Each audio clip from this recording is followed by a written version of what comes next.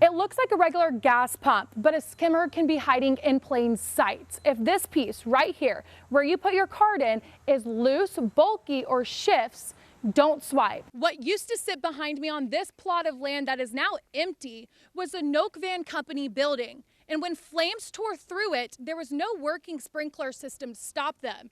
And now we know why. The water line had been shut off, and the business owners say no one told them. Like I said, VDOT crews are going to be out on the roads all night long, making sure that the roads are clear, starting with the main roads and then ending with the secondary roads. Now, if you're driving out tonight and tomorrow morning, please be safe. Reporting in Christiansburg, Taylor Locke, WDBJ7. As far as road conditions, we made our way all the way from Christiansburg up to Virginia Tech safely. You'll remember last Wednesday was very windy, and fire officials are telling me that is not helping their investigation to determine what caused this fire in the first place. I've spent all day out in Christiansburg tracking the road conditions for you.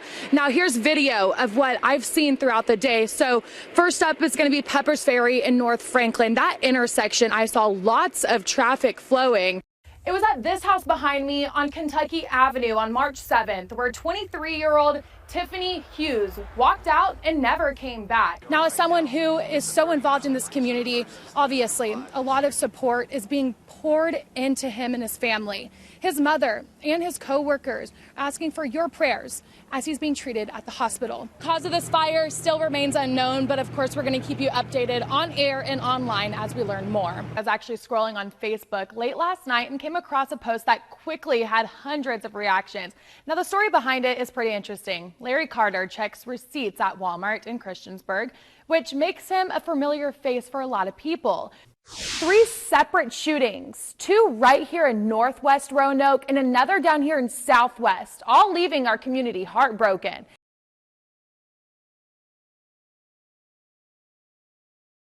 I just froze because as a mother, you're just like, what?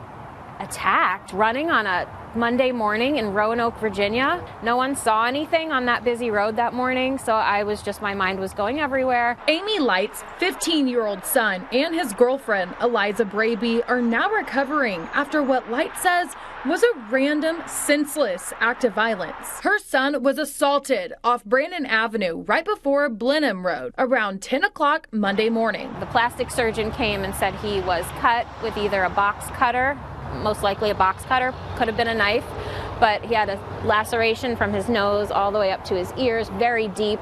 The plastic surgeon, it took her hours to fix it. She said it was one of the worst cases she's ever had to work on. The two, who run frequently, were just out on the route that they always go on when it happened. We saw this man running behind us, so we decided to move over to let him pass, and I had him go behind me to let him pass. And next thing I know, I turn around and he's just like on the ground holding his face, and the man is running the other direction. I just ran to the first house I could find that had a car in front of it, so I knew someone was home to help. Police say this is the suspect. He's at large, wanted for felony assault. The photo is surveillance camera footage moments before the attack happened. Light has faith that justice will be served. After they catch him, he'll be off the streets, and we want to prosecute to the fullest extent of the law. And this was a senseless, violent crime on a kid that's now going to have a scar across his face for the rest of his life.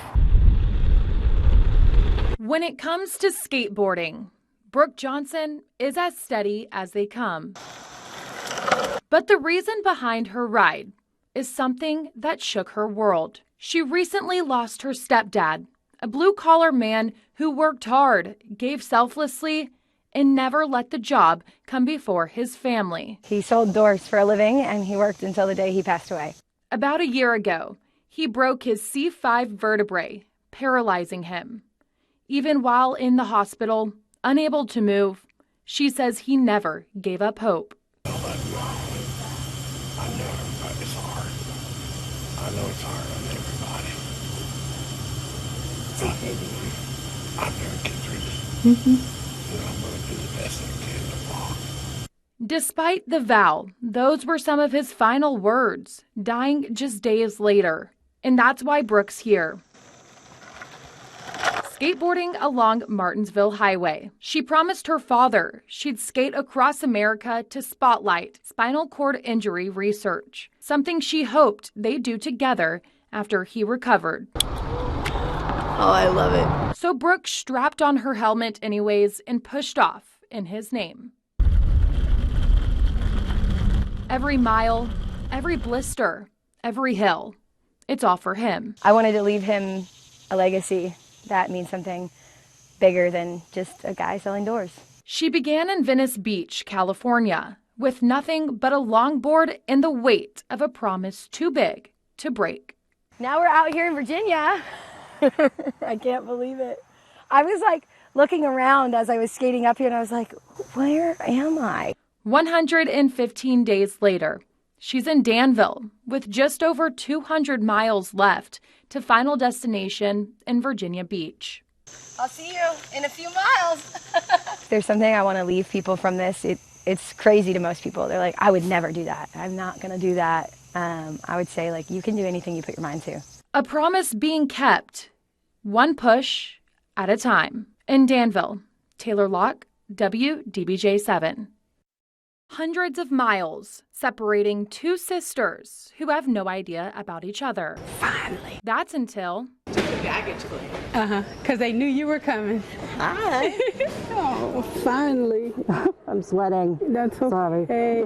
That's okay. That's okay. the perfect moment of sisterly love at first sight. Are you paying her? No. Debbie Knox and Alejandra Brooks met for the first time. Alejandra, born in 1957 from the Star City, and Debbie from Connecticut, born nearly a decade later. Each living a life without knowing. We had a sister. It was on Ancestry. Ancestry.com. With that, the truth started to unfold. Something neither of them ever knew. My baby pictures, I always said to my mom, I'm like, Mom, I look like a black baby. And she's like, no, you don't. And yeah, but I did. It was their children who nudged them to take the test. My daughter did it, and she's like, Mom, might want to look at something because apparently we're African American. I'm like, okay. 6 weeks later, the results arrived, and with it, decades of questions and confusion. After doing some digging, Alejandra reached out, but it took her 4 years. I text her and I just told her I can't answer everything, but I can fill in some of the blanks for her. She said, I'll take it. Your brother-in-law? Hi. Tara. As they talked, they learned the connection was through having the same father.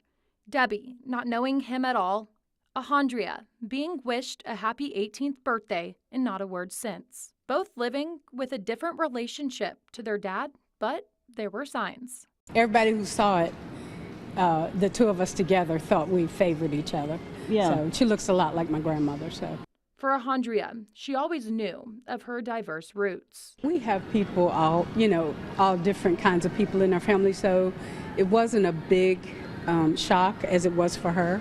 Despite the surprise and still unanswered questions, they see this as a gift and shared history that will forever be a part of their story. We like the different cultures. We love diversity. So it was just one more person to open the door and say, welcome, come on in.